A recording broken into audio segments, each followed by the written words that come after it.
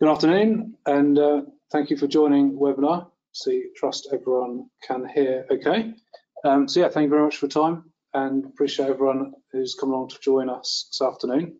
So I guess we start briefly with a bit of an introduction. Do you start, Peter, with a bit of an introduction to yourself? Yeah, good afternoon, everybody, and thank you for taking the time out to join us. I'm Peter Taylor. I'm the senior partner of Paris Smith, a regional law firm in Southampton and Winchester, and also president of the Hampshire Chamber of Commerce. Excellent, thank you. My name's Nella Pang. I'm the managing director of Amiga RE. I'm a chartered surveyor specialising in commercial real estate. Also the host of the Let's Talk podcast. So do subscribe to our show. Yeah, of course. No, it does look very interesting. Hello everyone, I'm Wyatt from Spectrum, workplace consultant here. So I'm working with a lot of our clients to help build a brief for the designers to make sure the workplace really works. Excellent, very good. So like I say, we're going to keep it a very informal chat. There's been a big rise in the awareness of hybrid working, and like I say, I'm looking forward to it. So I guess that we would kick off with just trying to understand your what you describe hybrid working as. Yeah, I think there's a lot of different definitions out there. What does hybrid working mean to you? For me, it's not so much hybrid working, more flexibility of working. Yeah. And certainly what we've seen over the course of the last 22 months is the fact that people have been working at home and now starting to work far more remotely from their normal place of work. Yeah. So sometimes you will spend time working within the office space or your standard place of work, but having that flexibility, not only in terms of location, but also in terms of the hours that you work. Yeah. That's what we're looking at. Very good. What about yourself, Nella? I think there's various words that are being bandied about, like distributed workforce, liberated working. Yeah. The one I heard the other day, which I thought was quite funny, is that I'm a twat. So working Tuesday, Wednesdays and Thursdays. I never heard of that before, but apparently that's hybrid working. Yeah, so I think it's being task orientated and having it being distributed, trying to maximize performance and productivity based upon the employees. Yeah, very good. What about yourself, Wyatt? Yeah, so it's an interesting one. Lots of different views on it, but I agree very much with what has been said. Yeah. Ultimately, it was driven by where people were working from home over lockdown and really integrating that concept into being in an office, but also then extending that into other locations that you can also use. And then it's really based on the flexibility for staff. Whether it's hours, the times they choose to work, but it's driving productivity, driving those efficiencies within the business really. Yeah, excellent. Okay, so certainly agree. I think that covers it. Flexibility. So a big topic is home working. What from your side, Mr. Peter, how do you see home working fitting in with a hybrid working strategy, and maybe what are some of the key things to look out for, some of the pitfalls to be avoided? I think that there are three core elements to running your business in the current world. One is thinking about your people, your staff, and what drives them. Thinking about the needs of the business itself, but most importantly, thinking about the needs of your customers and your clients. Yeah. And you've got to bring all those together. So hybrid working and the pandemic enforced the situation on us. And there are significant benefits to be achieved through that flexibility of being able to work at home. You avoid the commute. You can focus probably to a greater degree at times during the day on key pieces of work that you just need some quiet space to do.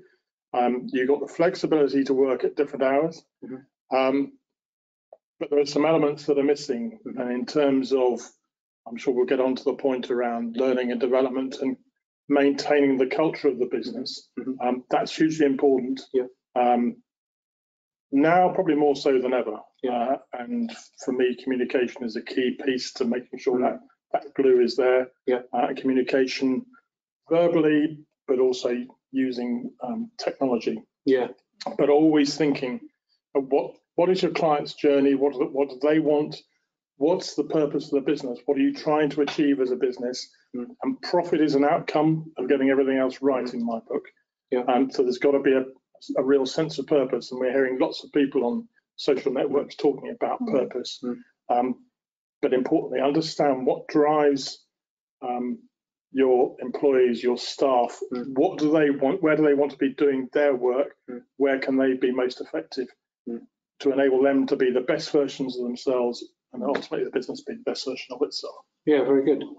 So yeah, what about yourself, Nella? So home working, where would you see, is there any particular things we should be careful of from a real estate side for introducing that strategy? Yeah, absolutely. I think everything that Peter has mentioned about the why, businesses need to be having that real objective look on their strategy and making sure that it's aligned with their real estate. Yeah. Because when people are setting their goals and their objectives or 5-year strategy, they need to be thinking, oh, is my business looking to grow or is it looking to contract? Yeah. And they need to be matching their real estate alongside their objectives. Because at the moment, there are several businesses that are going through this uncertainty because we are coming out of a pandemic and they're just taking space for the sake of taking space and they're not actually optimizing their productivity.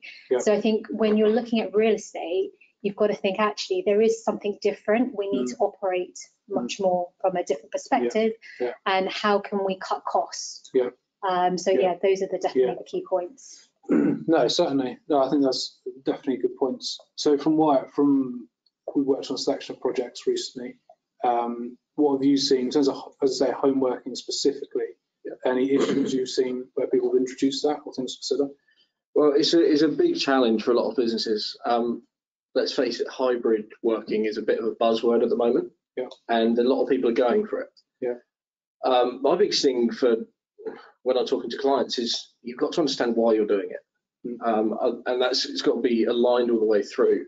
I think the Office of National Statistics asked companies that were going to a hybrid model what the main driver was, and I think it was 79% said that it was improved staff wellbeing.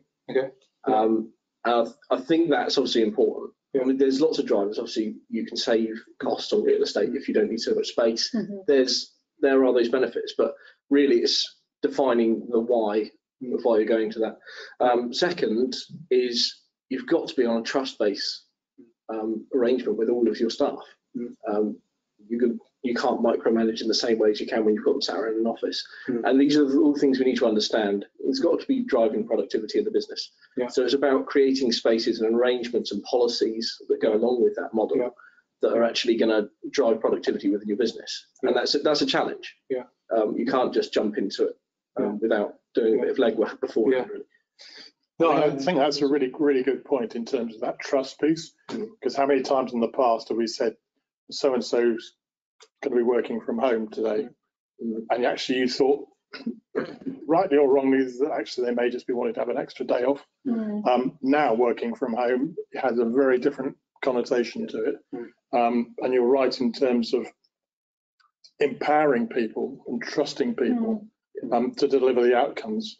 And it comes probably back to that piece around communication as to what are the goals that you are looking for people to achieve, rather than what are the individual tasks, so you can empower them to reach those goals. Just be clear as to what you want them to, the outcome to be, and when you want it delivered. Exactly. There's a whole responsibility piece really from the employer as well.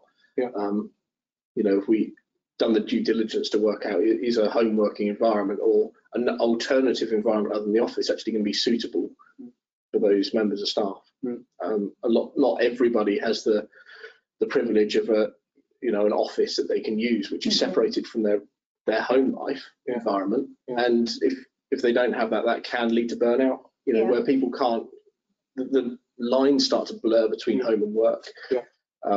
It's difficult to shut off from work, and that's where burnout really comes in. But it all just comes a full circle back to productivity in the business. So it's important to do. It may seem hard work to work up those things, but it does. In the end of the day, it will affect your business. I think that point is around it not actually working for everyone is very important. I think often from what I've seen in the consultancy phase, there's very rarely do more than 50% of the team have a designated office as a space. Yeah. It's pretty fair to say, isn't it? Yeah. Yeah, and there are some people, you know, without kind of creating sectors, but there are certain, maybe, you know, some people are not as financially, as you say, far ahead and able to have their own space. And I think I remember a webinar before with you, Nella, we spoke about potentially even sort of room sharing or flat sharing. Yeah. You know, it becomes very difficult to be able to productively work at home if you can't break away into different space. Absolutely. And I think it goes down the whole diversity inclusion element, doesn't it? Because the juniors that are working in a flat share environment, they don't have that time to switch off. I mean, you are seeing that they are becoming very burnt out, and actually you need to be making sure that you're creating an environment that creates that inclusivity, that they can come back in the office and obviously work.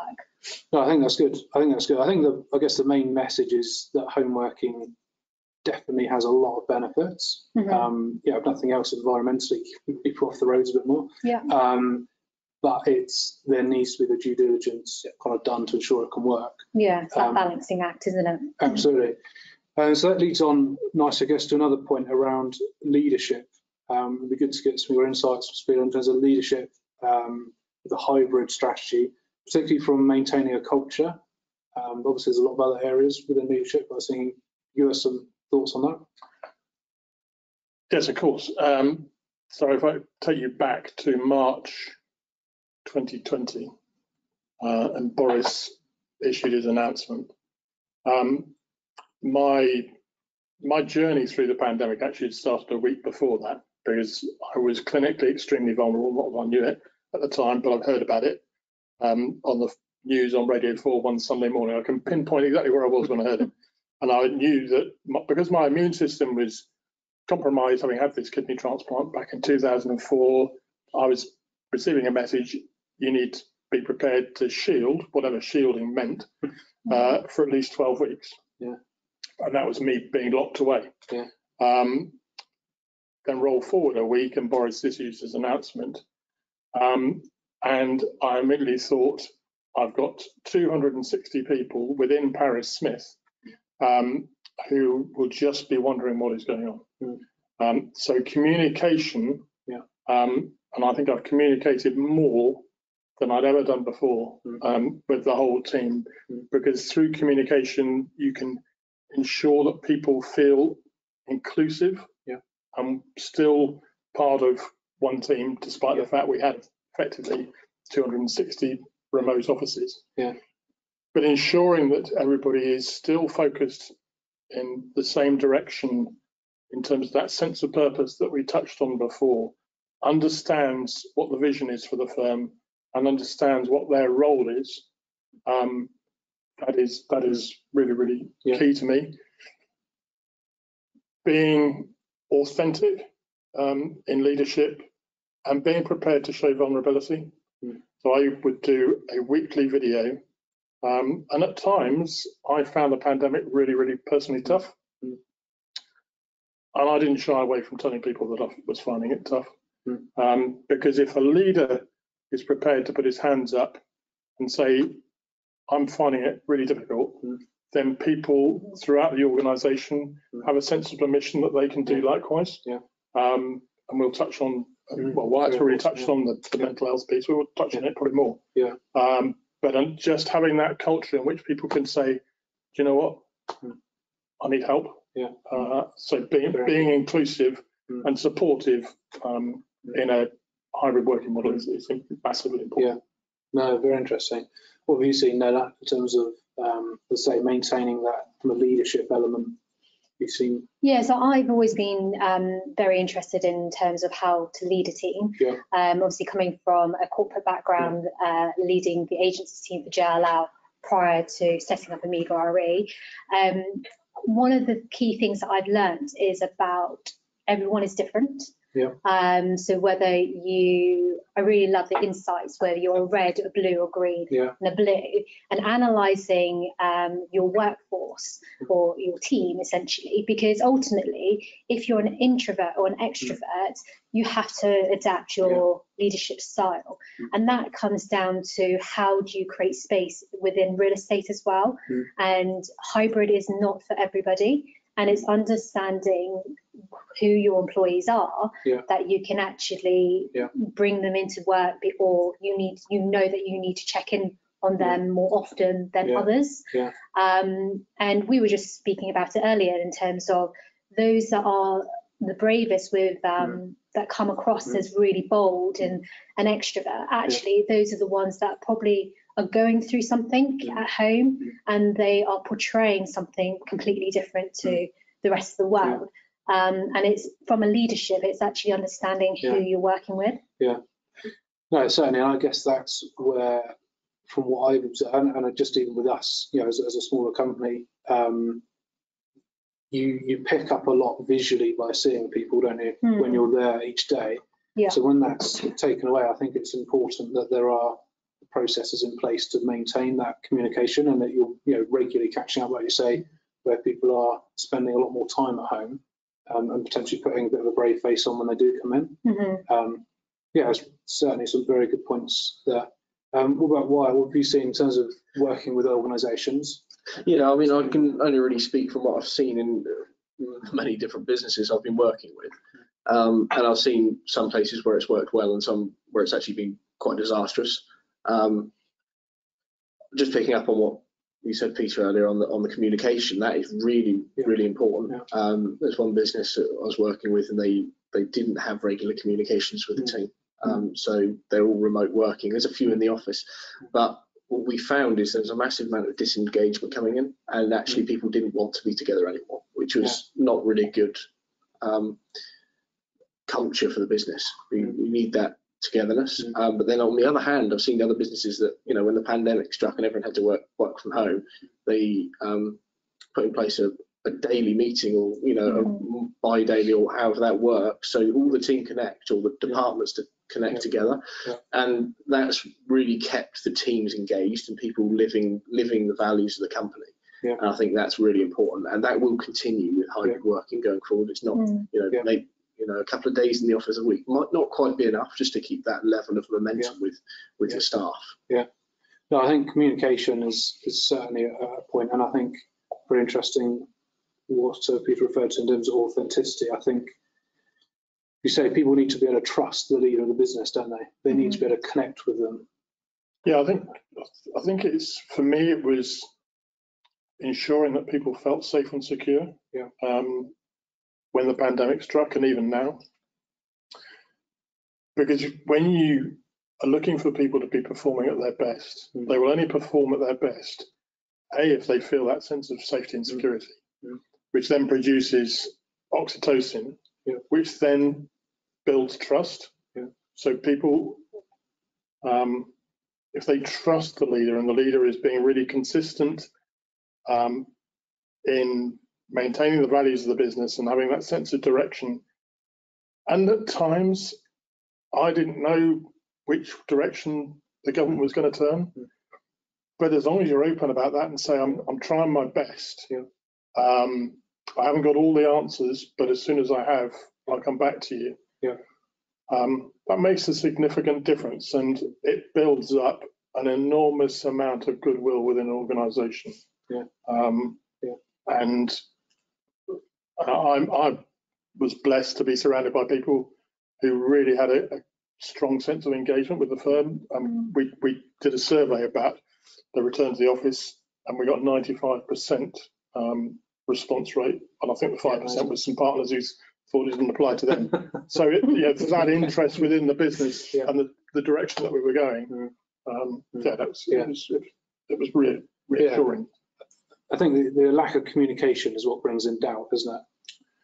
The chimp on the brain starts to take control, and Stephen Peters wrote this book, The Chimp Paradox, which I would thoroughly recommend people either read or listen to as an audio book. If there's a silence, then our desire to protect ourselves will immediately come into play. And Flight or fight, right? Yeah. No, it's very good. But yeah, very interesting. We could probably talk about for several hours. So an interesting point around from a real estate perspective, Nella. So do you think companies moving to a more flexible lease moving forward as part of the strategy, or how do you see? It's really subject on the company itself.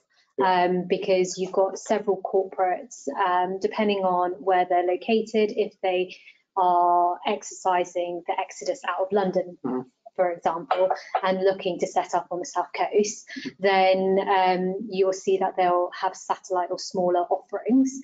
And particularly if they don't know the market, they need to test it out. So they might ask for more of a flexible lease terms. But certainly some of the larger occupiers, they need that certainty.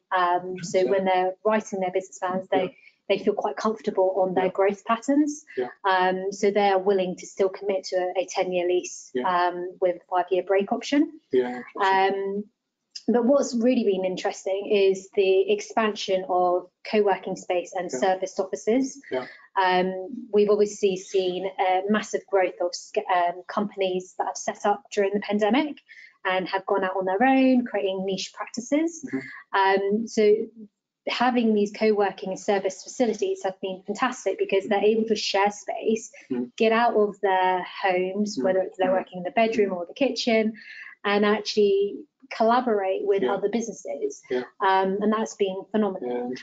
But in terms of like that flexibility of leases, I was speaking to the CEO of Clockwise yesterday, and she was saying that typically all of the inquiries that are coming forward are 20 to 50 desks, which if you translate that into square feet, that would typically be 2,000 to 5,000 square feet. But because it's a shared space, you can take a much more smaller quantum of space. And again, you're optimizing your costs, your total reached costs. But historically, service offices, it would normally be 1 person to 10 people. And unfortunately, the likes of Regis had historically given the service operators a bad name. But actually, we've gone through this evolution of offices where there's so much change. Everyone's offering space as a service. So real estate is going through an evolution in itself. Because of the types of offices that are being available. Interesting. Very interesting. What do you see your real estate strategy changing at all with a more hybrid approach? Constantly keep it under review. Physical footprint is a significant cost. We touched on it earlier. We did a survey of everybody within the firm. To seek to understand what they wanted out of the office, what would they use the office for if they came back into it, how much time would they want to spend there, and what had worked really well, because that can then help to drive the amount of space that we need and what it actually looks like inside, but also involving our clients so that they give us an indication as to what they would expect to see from a law firm, a regional law firm such as us. I see. So your clients were involved as well. In getting their views. Very good. Very good. What have you seen, Wyatt, from a real estate? Actually, I haven't seen as much change as I expected, really, and that may just be the type of client I typically work with. I guess we're looking at sort of 100+ staff is generally where we're rolling out a more in-depth workplace consultancy program. They seem to still commit to a similar lease length, but I guess with a more hybrid model, they could actually up numbers of staff and keep the same space because it's a flexible space. So it's an interesting move. I thought it would, the terms would reduce a lot, but at the moment, from what I'm seeing, it's not. And I think we were discussing earlier, weren't we, about that if people are investing more in creating a hybrid environment, they want the security, which I guess you may see, Nella, they also want the security of having that building to invest into. I think in terms of the like the fabrics in terms of the Yeah. furniture, etc. Yeah. The investment to create a hybrid environment, a collaboration space is quite phenomenal, right? So you need that commitment that you're going to get that return. And there are landlords that are willing to do a fitted solution and amortize the rent over a 5-year period, for example. So it supports occupiers so they don't have that huge outlay. So we're seeing more and more of that being requested. And I think it's about landlords partnering with occupiers in order to stay competitive, because it's no longer about competing just with offices, because you're competing with hotels. Look at V-Works at the Village Hotels. You can go there and take a membership for £120. You've got your gym access, your swimming pool access, and your co-working. So it's incredible, right? Again, I think traditional landlords have got to wake up and not necessarily bury their heads in the sand. We've just gone through a pandemic, we're going through change, and we've got to ride that wave. Otherwise, you'll be left behind. But I think it also sort of helps to focus one's mind on what's the role of your office within your business. Absolutely, that why. No, certainly, and I think we've worked with a few clients, and I think the best description I'd heard was wanting to create a cultural hub for the business. So it was, okay, the team weren't there 5 days a week, but when they were there, they were imbibing, the culture of the company, the collaboration, which I certainly see would become more important. Yeah, that's very significant. Human beings are social animals. We like to be in the company of others, and certainly when I was shielding, I couldn't be in the company of others other than obviously my dear family. I felt I was missing out. So that opportunity to come together, those water cooler moments when you can just pop the head around the door of a colleague. And also the learning and development piece. I think that is really significant. The people I feel really sorry for are those who are at the very start of their careers, who are seeking to learn from the seniors, but they are having to work remotely. For me, I learned a huge amount just sitting in the room of a partner. When I was they were called article clerks in those days, now trainee solicitors. And it was just like osmosis. I just listened and listened and listened as to how the partner dealt with clients on the phone, how they dictated a letter, because I wouldn't have a clue otherwise. So it's that role of the office is huge. Yes, there's e-learning, but there's no substitute for being learning off your Absolutely. No, I think that's good. I mean, it rolls on to a question we were going to look at slightly later, but I think personal development and training is a massive consideration. What sort of steps do you feel will need to be taken in a hybrid model to ensure that, like, as you mentioned, is not impacted as you develop people? Have you any particular strategies you've rolled out? I think it's picking up some of the things that we talked about earlier on. What are people's drivers? What do they want to achieve? Making it really clear as to how they're performing. Giving them open and honest feedback, where they could be better, making sure you're being constructive in your feedback. Yes, there's lots of e-learning out there, but helping and supporting people to develop. So I'm driven by a real sense of purpose of helping people to be the best version of themselves. And I think if you keep that in mind, and keep that line of communication, that will go a long way. I think the other thing to add is that obviously we're going through this evolution of change. It was happening before the pandemic. It's just been accelerated. And for people to think that it wasn't happening is quite a naive opinion, really. And if you think about when we go into an office, and it doesn't, maybe you need to think about it as not going into an office and actually adapting the space to be maybe an event space, for example, to host seminars and conferences. And again, or maybe it's you putting a bar in that you're having that cluster of communication and collaboration. So I think actually you're not necessarily going into work to write an email collectively, because ultimately you can do that from home, or you can do that from anywhere, right? So why are you going into an office? Let's change the narrative of why we're going to collaborate. How do we get the best out of our staff? And I think when people look at the space, they've got to really understand what is the end user, and it's our staff. Are your clients coming to the space? Because then if they're not, then do you need to be in that prime location? Because how convenient is it for your staff to travel, and where are your staff traveling? So all of these things kind of will enable that learning and development, because if they don't have a purpose or reason to come to the office, they won't come. Absolutely, No, I think that's really insightful, certainly. What have you seen, Wyatt, in terms of the design, actually practically designing a workspace with a hybrid model? Has there been some new areas developed that you've seen, you think, in some of the recent projects? Yeah, I have seen a lot of focus on training and training areas, coaching areas, that sort of thing.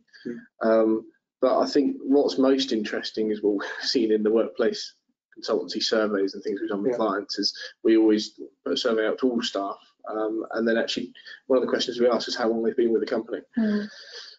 Because often people don't see the importance of training and development, and you suddenly see actually like 20-30% of your staff only have been with you for a year. So fast forward a year, suddenly 20-30% of your staff are likely to have joined and maybe not gone to an office because they don't place that value. Do we actually need an office? Do we need a space for people to come together? But then you fast forward that over a number of years, and all of a sudden a majority of your staff joined since your change, and you need to be thinking about that indirect training you've been given by just people working together. And so that still very much has a place. And it may have worked through the pandemic, sure. You may have run your business fine, but that's with people that you've trained in your workplace. And the times will change as we move forward and onboard new people. I think also it's about age that plays a factor. And I think Paris Smith, you've got a very good track record in terms of loyalty and people, you're training them and they end up staying with you. But if you think about millennials, generally they will only stay within a firm maybe 2-3 years, and then they move on. The grass is always greener and bright lights of London, etc. But I think that will have an impact again in terms of retention of staff, right? So people again using real estate to attract. And I think a lot of boards across the South Coast will be thinking, what is their employer value proposition? What are their key differentiators? And I think for the South Coast, as a cluster of strong businesses, actually we live and work in a really, really dynamic part of the country. The strategic importance of where we are is massive in a post-COVID and post-Brexit world. So whilst there may be there's obviously a war on talent at the moment, and there's a draw to London for significant salaries, actually that employer value proposition that we can offer collectively on the South Coast shouldn't be underestimated, and we should be shouting it from the rooftops, both individually and collectively. No, definitely agree.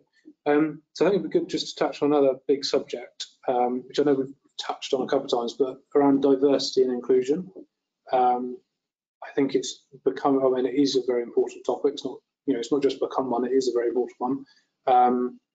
But particularly in a hybrid strategy, how do you ensure that is maintained as a strong? Do you want to start there on some points on that?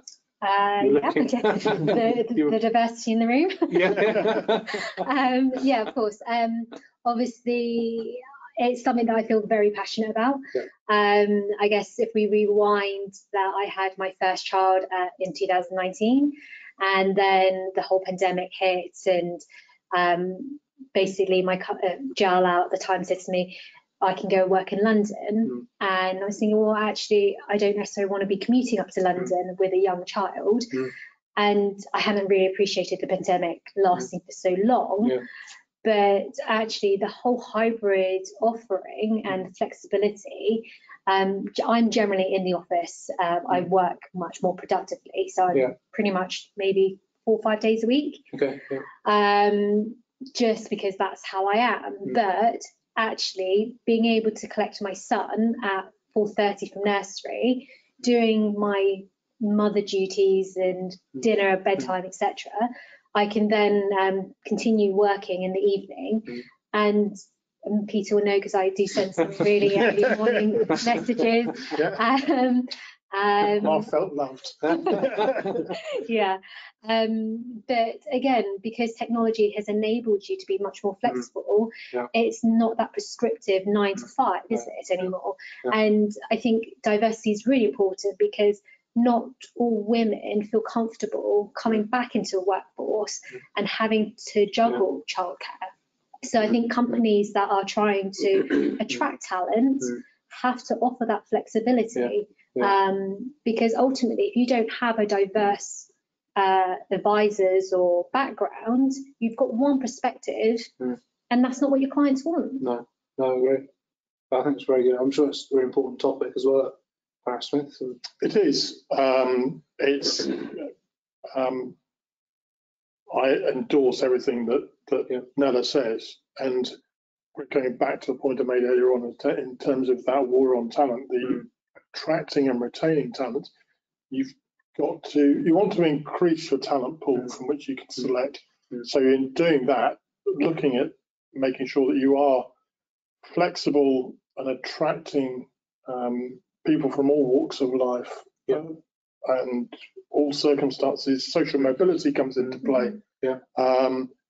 And what we are starting to see, just as climate change and the war on sustainability is there in terms of how people select businesses that they're going to go and work for and do business with. That diversity piece and that commitment to diversity, we're seeing it in tenders. And if we're seeing, I'm sure other businesses across the South Coast will be seeing the same. I think the big point for myself is that it's not limited to big organisations, is it? Diversity and inclusion. It's across the board. A small company like ourselves. We've, as I say, Watertown are very aware of at the moment, trying to take on. And I think from an inclusion side, being able to make something like a hybrid strategy work, dependent on whatever their circumstances or wherever they kind of come from, is massive. And it comes back to understanding, I think, your team at a much deeper level maybe than we have before, and being more open and, like you say, more flexible. Have you seen anything? Why? Is there any other points? I think it's really important. There's the whole diversity thing, but just offering that flexibility to anyone, actually. I always, turn it full circle back to productivity in the business and how we can drive the efficiencies of the business. And actually, it's changed a lot of thinking with a lot of people.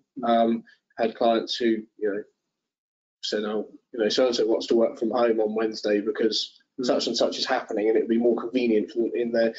Before we would have said, well, they're probably not going to be as productive at home than if they're, in the office and all day. But actually, they found that they probably got more work done than they did if they were in the office worrying about this other thing that was happening. And it's, it does actually drive that efficiency.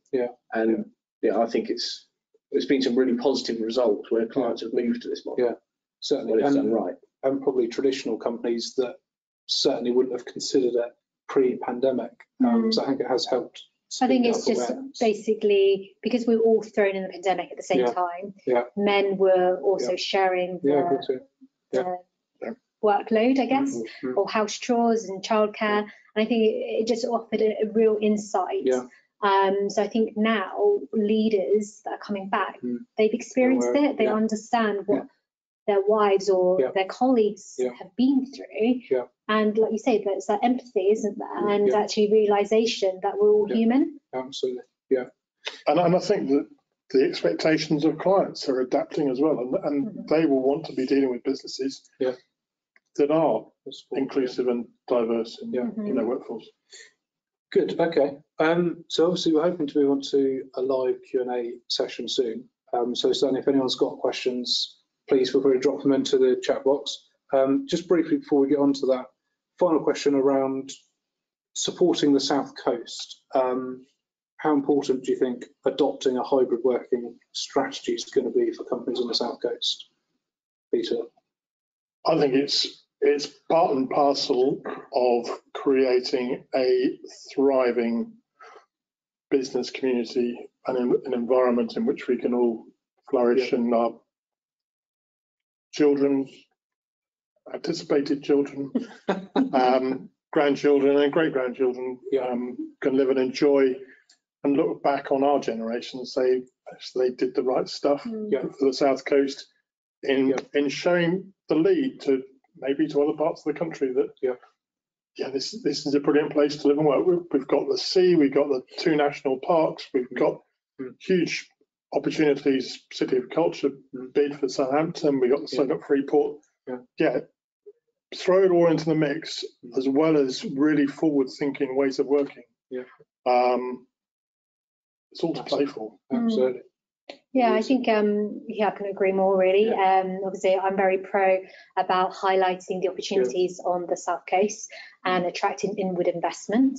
And I think we're at this pinnacle moment where there's this massive opportunity where we can attract businesses from other regions and other locations and be that global player. But again, it's about that flexibility, right? And again, we're coming out of a pandemic, people are much more focused on their well-being.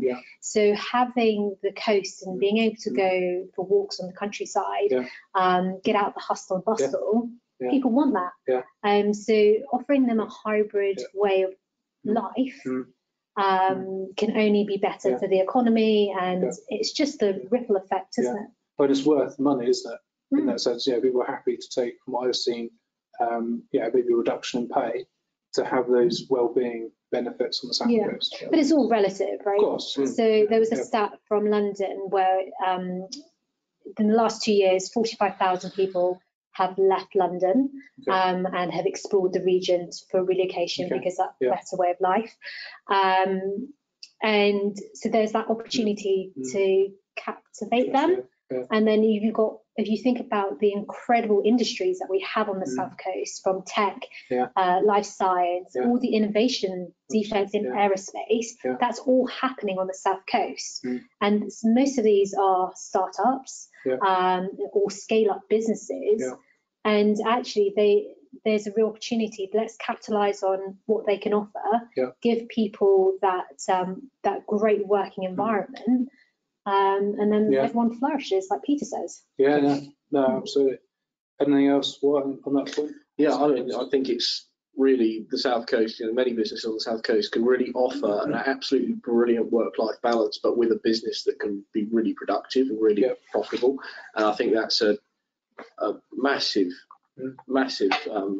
step forward for attracting and retaining talent. I had a comment from a staff member that was from a company that's just gone to a hybrid model over the last couple of years and really implemented it well.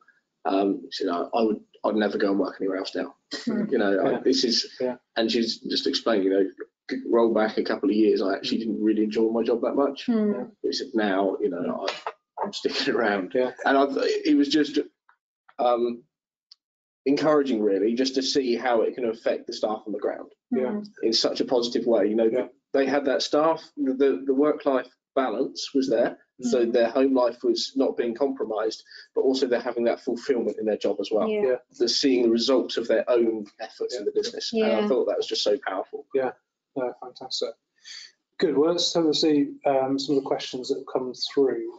So first question around, how do you feel company owners should facilitate collaboration and productivity with managers concerned they will lose touch with employees through hybrid working? So obviously we made a couple of mentions there. Is there anything you would add, particularly Peter, in terms of potentially losing, someone that's worried about losing touch with someone when they move to the strategy? So I think there's a really, really good question, but it comes back down to that communication piece and making a conscious effort to have more communication. Yeah. What I'm sensing over the course of the last 22 months in many businesses is that leaders are actually spending more time talking to members of their staff than they may have done so in the past, and really showing an active interest in how that person is. Yeah. Not always about work, but what else is maybe going on in their life. Because that will then help to inform the leader as to how they can best support that person in their own goals and ambitions. So it's within the firm, we've got WhatsApp groups, we've got social activities that are going on online. There are lots of ways, creative ways in which you can bring people together using tech. You don't need to fear that you're going to distance yourself from employees. You know, the ways in which you can overcome it, but consciously communicating. That was the starting point. I think because we act for quite a few corporates and going through the real estate strategy and determining how much space they need. And so we've been running some studies in terms of like how often are their employees coming into the office. And at the moment, it hasn't been at the levels that we were anticipating. But the feedback is that some of the employees that are going into the office are coming in on a Monday, for example, and we know that Mondays are not necessarily the best day to go into the office. So they go in and there's maybe 1 or 5 people in the office in a 10,000 square foot floor plate. And they're like, well, what's the point of him coming in? So you need to enable technology to maybe say when you put a diary invite, that sends an email to your manager or vice versa to say, I'm going to be in, let's put a catch up in the diary, because then you're constantly having that communication. But it's being purposely mindful that you need to create those interactions. No, I definitely agree. Is there any other points, everything you've seen work? I think it's a really, really important question. And obviously, Peter, you mentioned about communication. It's really important. Earlier, you were talking about how you make your staff feel.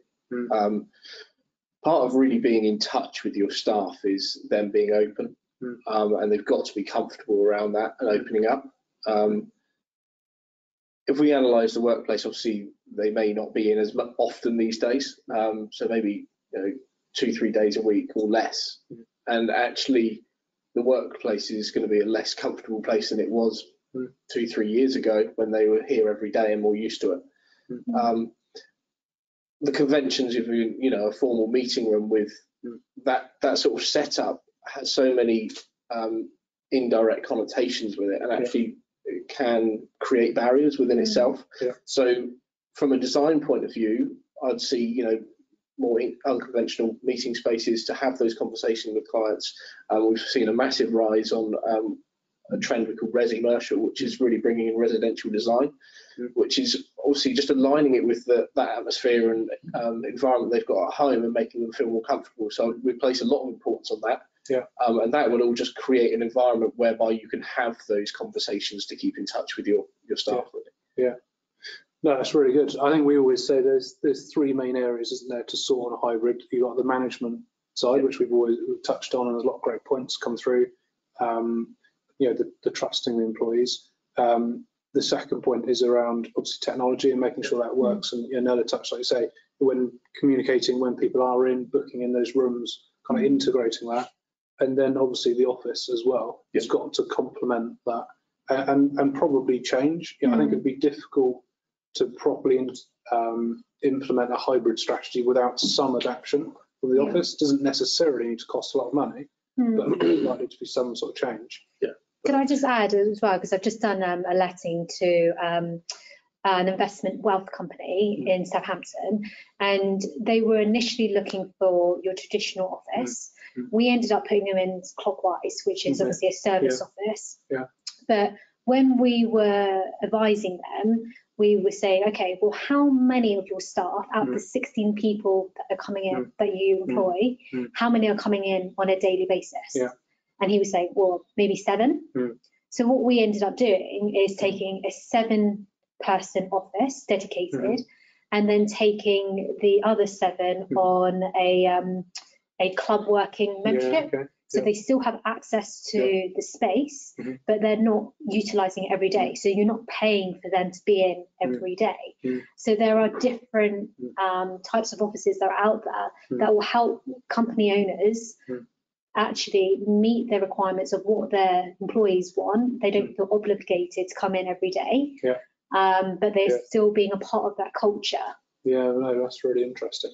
Yeah. I think just one final point on this question is sharing success.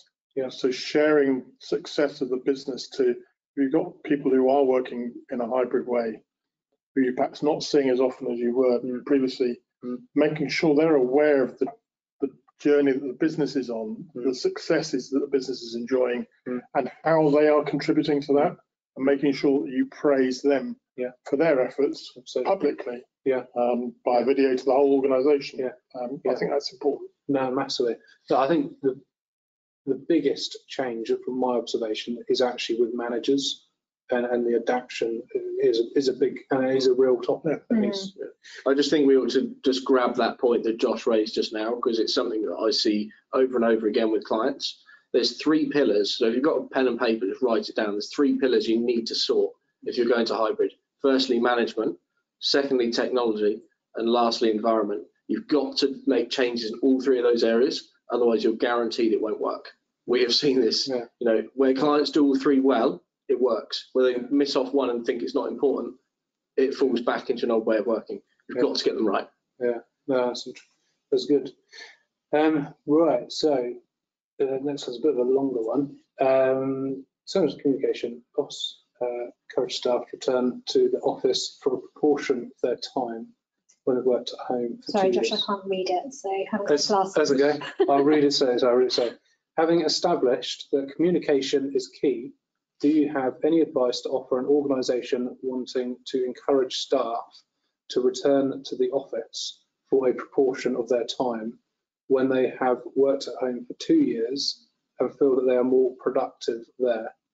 In particular, what messages do you suggest to help communicate the benefit of coming together in a building which isn't about productivity, but about something far less tangible? So I think my understanding of that comment is, how do you encourage staff to return to the office, maybe when they've worked at home for a longer period of time and feeling that they are productive there? How would you essentially, I guess, entice them back in? I read that. Okay. Another really good question, and one that I suspect many businesses are grappling with. I think it's important to have one-on-one conversations with those people to understand whether actually they are right when they say they feel they are being as productive as they possibly can be. There are technology solutions that you can understand and ascertain whether or not they're being as productive as they say they are. But do bear in mind that some people may be using that as a reason for wanting to continue to work at home, when actually there may be another underlying and perfectly good reason which they don't feel able to be open and honest about, and getting that. It comes back to, what's the purpose of the business? What's the client's or the customer's expectations? How does that person, that member of staff, they fit into that business? And being really clear that in order to drive the business forward and help them to be the best that they can be, it won't necessarily be about spending time permanently at home. And probably coming back to the learning and development piece, and I've talked to people within our own organisation, actually working at home 4 or 5 days a week, you won't be able to develop and learn in the same way, that osmosis factor I touched on earlier on, as if you spend some time within the office. No, I couldn't agree more. Yeah, I think it's again about why, which obviously Peter has touched upon, and how do you make your office more appealing? that you need to leave the home. And again, when we talk about the transformation of digital, having a podcast room or a green room where actually they don't have those resources at home, you have to come into an office to do that productivity or those tasks in hand. Obviously, I'm also a member of the Old Bond Store, and that is a collection of businesses, 100 members. And when we look at the terms of the utilisation, actually, the average member spends probably about 10 hours in that environment. But the reason that they're coming there is to connect with other business owners, to develop relationships, share knowledge and ideas. And it's the same with if you didn't want to go into that environment, but you wanted to create that kind of that collaboration or that ecosystem, you can create that in your own office culture. So it's that why again, isn't it? No, I think that's really good. Is there any other particular comments you'd have? A really good question, actually. And it's a bit of a bitter pill for a lot of businesses to swallow, actually, because for that individual person who's, thinks they're more productive at home, they may not actually need to come into the office for their own role, but it's actually the business that needs them in. Not to improve their own productivity, but to pass, like Peter's saying, pass on to those around them, those that are learning around them. We need that experience in the office.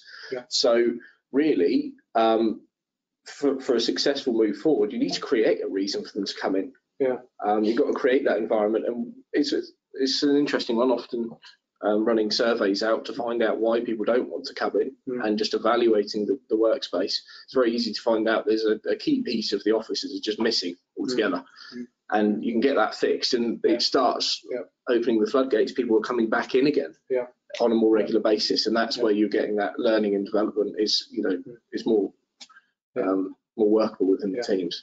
No, I think asking there are still people who are very nervous about going back into the workplace, and I understand that. And there are people who they want to spend more time at home, but having that open and honest one-on-one conversation with them, listening to what they have to say is key. And I think you will then start to unpick as to what may be the real reason as to why they want to be spending more time working at home than working in the office. And we often find actually it is a genuine concern over their productivity. We do what we call a gap analysis on specific activities in the business, so get them to rate how well their workplace works for particular tasks or activities, and then how important those are to their role. And then you can see the gap between how well it supports that, and so it gives you key pieces. And often we find within teams it's the key activity that the management want that team to be doing that's not being supported, and that's why they're wanting to work from home, because that works better for them than the office. I think it's really good. Like I say, communication is huge. I think there's a few more. A question here for Wyatt. When there are teams in the office that say they need traditional desking environment to be able to work effectively, how does that tie in with hybrid working? Good question. And I guess hybrid working in itself is the mix between different locations of work. There is still, I guess, in a traditional desk, if I'm reading it right, is a place with two monitors and a keyboard and a mouse, and something we're more used to. And it comes back to productivity. If that's how people work well, we still need to offer it. We can't just suddenly take it away. Obviously, activity-based working does have a lot of benefits, creating those tailored environments for the peripheral activities that don't really work in a traditional desking environment. But for a lot of focused work, that works well. And we're still including that as part of the strategy, but just on a much lesser extent than we would have done in a hot desking or assigned desking environment. And I think you'd want to question if all they needed was maybe a standard desk, is do they need to come into the office as much as they may think? If essentially, like I think you mentioned, if they're coming in just to do some emails, does it make sense for them to drive or commute, whatever it is? I guess it depends on their circumstances. Absolutely. And also on the individual. If you've got a more extroverted individual that needs people to be able to be productive, why not support it? I think it's back to flexibility, isn't it? I think so with some of the corporates that we're dealing with is about having metrics in place and sensors. So when people are doing fit outs, they are now putting in space optimizations because they need to understand which are the areas that are being utilised more frequently. Because if there is a corner that is not being touched, then maybe you can optimise it by putting more desk space, or whether you put in Zoom booths and other furniture. No, that's very good. No, it's important because striking the balance of all the right environments is really, really hard with such a flexibility of different people flowing through the space. So you're never going to just create an environment and it stay the same for 5 years. There is an element of changing things around, tweaking as we go, and just learning and developing that space. And that's a natural progression for the space. Yeah, very good. I'm conscious we're coming up to 3 o'clock suddenly out of nowhere. So obviously there are some more questions which we can potentially try and cover quickly if you've got time. But appreciate everyone they have to shoot off. So this question: do we face a scenario of creating a 2-tier workforce, frontline staff, social workers or restaurants, for example, who cannot work from home, versus their senior managers / directors who can work from home, therefore do not incur commuting costs? So I guess it's probably quite a bit of a deeper question. I don't know, do you have any particular comments directly on that, Peter? It's a really significant question for us to close on, and for me it comes to building succession and building a legacy in a business. And if that senior leadership team and the managers are working from home, perhaps more than they otherwise would do, and yet expecting their other staff to be working in the shop floor and with social workers or other key staff for whom working from home is not an option. How does that build the longevity and the legacy for the business? In my view, it doesn't.